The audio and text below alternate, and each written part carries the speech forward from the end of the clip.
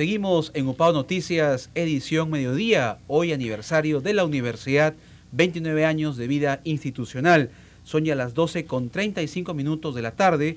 Está en estudios con nosotros el abogado tributarista Álvaro Bocanegra para conversar sobre el recaudo electrónico, sus ventajas y desventajas. Álvaro, muy buenas tardes, bienvenido. Muy buenas tardes, Neni. Beto, muchas gracias por la invitación. Felicidades por un año más, 29 años de la Casa de Estudio. Yo también soy de esta casa. Teresa Orellano también claro con nosotros. Sí, claro que sí. Así que muchas felicidades. El otro año ya bodas de perla. Así es. Claro que sí. Álvaro, para que el público, los internautas entiendan, decodifiquen bien, ¿qué significa el recaudo electrónico en términos sencillos? El recaudo electrónico, Beto, significa de que primero esto hay que remontarnos al año 2009. En esa ordenanza es donde se ponen las políticas de transporte urbano e interurbano de pasajeros. ¿Qué hacía esa política, ¿no? en esa gestión? Lo que ocurre es de que para nadie es una sorpresa el desastre y el caos que tiene el transporte público. O sea, buses de hace 30 años, una desgracia, o sea, eso no hay que ser pues un especialista para darse cuenta. Es evidente. Es evidente. Entonces, ¿qué hace el recaudo electrónico? El recaudo electrónico hace centralizar todos los pasajes que van a pagar los usuarios. O sea, tú te subes a un micro, a una empresa a cualquier bus, ¿no? Claro. Sea de acá de la provincia o interprovincial, y va a llegar a la empresa que recauda.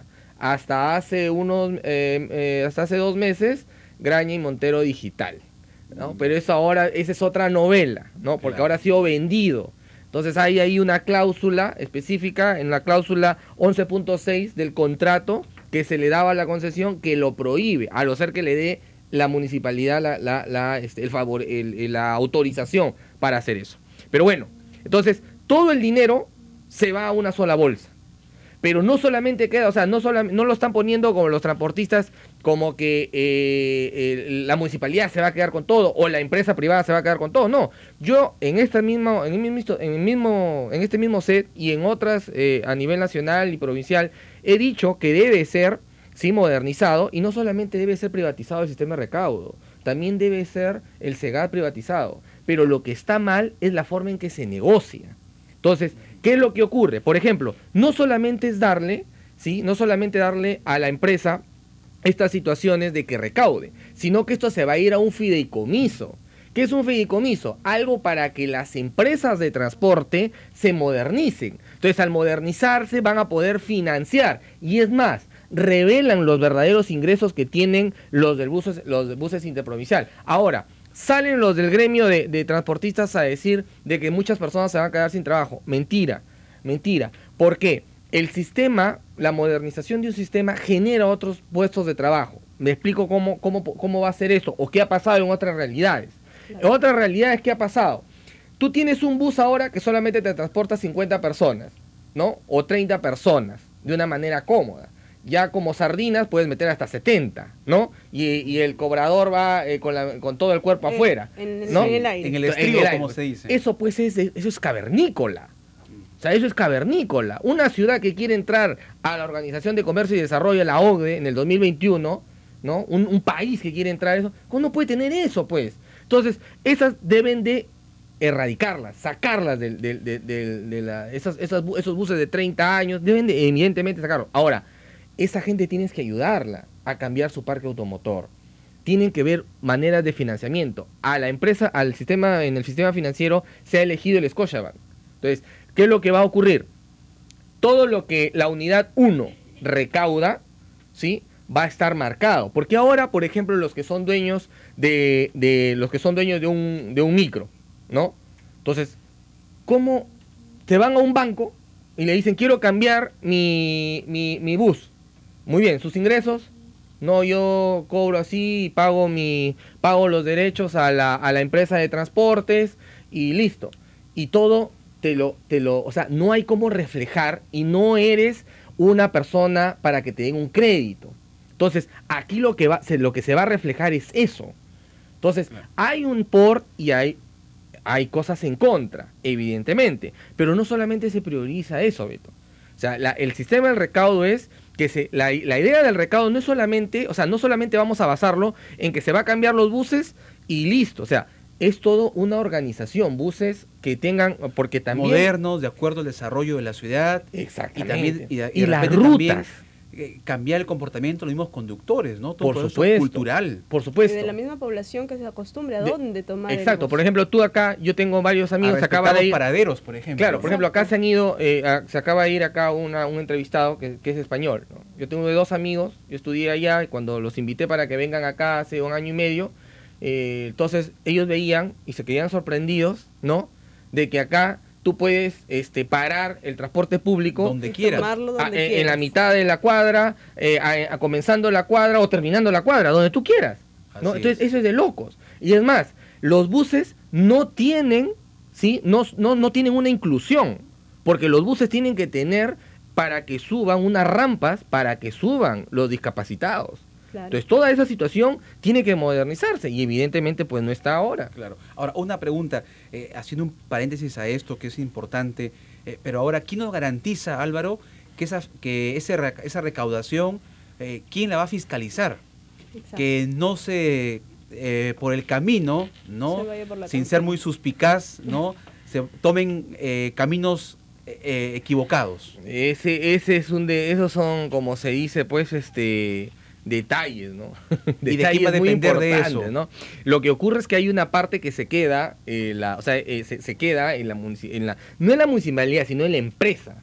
Ya. ¿Sí? Entonces, porque la municipalidad lo único que hace es sacar a concesión y decirle, bueno, la empresa tal va a recaudar. Entonces, ahí va a tener que haber, por ejemplo, una auditoría mensual que tiene que hacer la administración, contratar una empresa auditora o exigir contratar la administración una empresa auditora, o sea, en este caso la municipalidad, para que revise todo lo recaudado y los ingresos. Es lo mismo que ocurre, por ejemplo, a ver, vamos a hacer un símil, ¿sí? Es lo mismo que ocurre en el Servicio de Administración Tributaria de Trujillo. O sea, todos los ingresos que genera, ingresos propios que genera la administración, la Municipalidad Provincial de Trujillo, los recauda el SAT.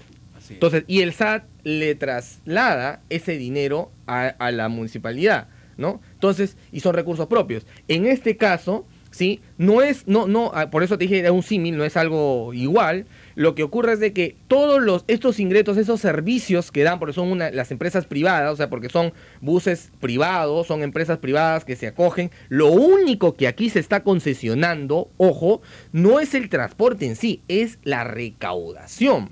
Pero esa recaudación va condicionada a que los buses tienen que ser con ciertas características técnicas para que tengan ese sistema y haya justamente ese control que hace un momento decías, para que no digan pues hicimos este bus hizo 1000 pasajeros y solamente declaren 700. Claro. Entonces la idea es, por ejemplo, lo que ocurre en otras realidades, tú compras tu tarjeta una tarjeta mensual, tú te abonas, entonces no tienes necesidad ni siquiera de pagar, solamente Claro. pasas a la pantallita y Así listo, y está recaudándose. O sea, la idea se trata de eso. Si no tienes la pantalla, pagas en monedas y te dan. Claro, como ocurre en muchos países de Sudamérica. Exactamente, exactamente, sin ir a otras latitudes. Así o sea, es. pasa eso. O sea, si ya no tienes la tarjetita, perfecto, sacas de tu bolsillo y inmediatamente marcan y el sistema es un cuadradito tipo Claro, esto que y está marca. en el ingreso cuando uno sube al bus está ahí. Exacto, online te conecta con lo que acaban de pagar en efectivo, ¿no? Perfecto. Y entonces hacen una liquidación por unidad de transporte. Ahora,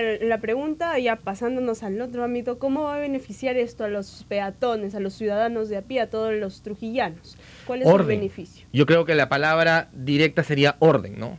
Orden. Porque, a ver, acá nosotros tenemos combis, ¿no? Tenemos los micros. Eso, los micros que tienen interprovincial. Los interprovincial, Los colectivos. Sí. No, pues, ¿qué es lo que ocurre? Si a Trujillo no lo podemos ver de acá a 10 años, a 5 años. O sea, uno tiene que proyectarse. Y esto, por ejemplo, los trujillanos tenemos que ver lo que es Lima. Lima es un desastre. Exacto. O sea, Lima es un desastre. Y es un desastre porque no se tuvieron las previsiones del caso.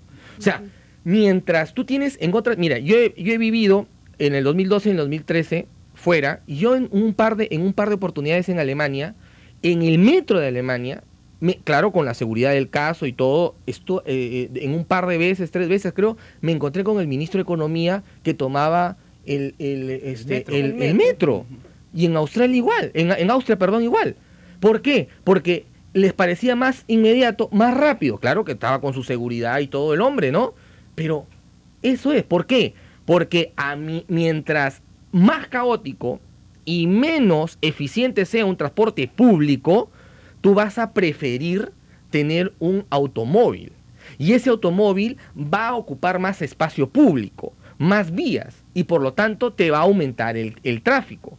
Otra de las medidas, por ejemplo, que se deben de tomar inmediatamente para allá en Trujillo. Entonces se deben de tomar las medidas que los camiones de carga pesada no pueden pasar en las horas de la mañana a Trujillo. Debe ser a partir de las 10 de la mañana hasta 6 de la mañana. 10 de la noche hasta 10 de la mañana, perdón. De esa manera descontrol, porque si es que nosotros seguimos con combis, colectivos, mototaxis también en los distritos, o sea, Florencia. Oigan, esto se va a hacer, o sea, lo que ocurre con estos sistemas de recaudo electrónico, estos grandes ómnibus, son matriciales. O sea, hay gente que siempre va a haber elementos móviles que los van a alimentar. Por ejemplo, se puede dejar los micros, pero no para las zonas principales, porque lo que se necesita, por ejemplo, en toda la Avenida América, lo que se necesita son buses grandes que puedan cargar la mayor cantidad de personas, de peatón, ¿no? Entonces, ¿para qué? Pero se necesita, para llegar a la Avenida América, se necesita que alguien, por ejemplo, por poner un ejemplo, del Porvenir los haga llegar hasta la Avenida América. Entonces, alimentadoras. Entonces, esas alimentadoras tiene que haber una organización y de esa manera vamos a proyectarnos y no tener algo caótico en 15 o 20 años. Correcto, muy bien, Álvaro.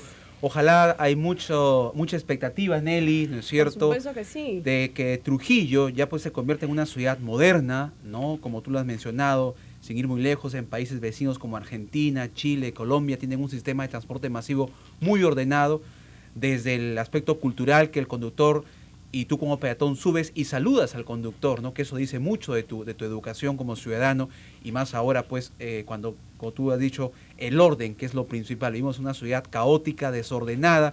El ciudadano sale tarde de su casa, estira la mano y quiere que el taxi para en su puerta, o el micro o la combi, ¿no? Y eso ya debe terminar en Trujillo. Muy bien. Gracias, Álvaro, por esta importante entrevista. Álvaro Bocanegra, abogado, tributarista, estuvo aquí en UPAO conversando sobre ventajas y desventajas del recaudo electrónico. Nos vamos a una breve pausa, ya regresamos.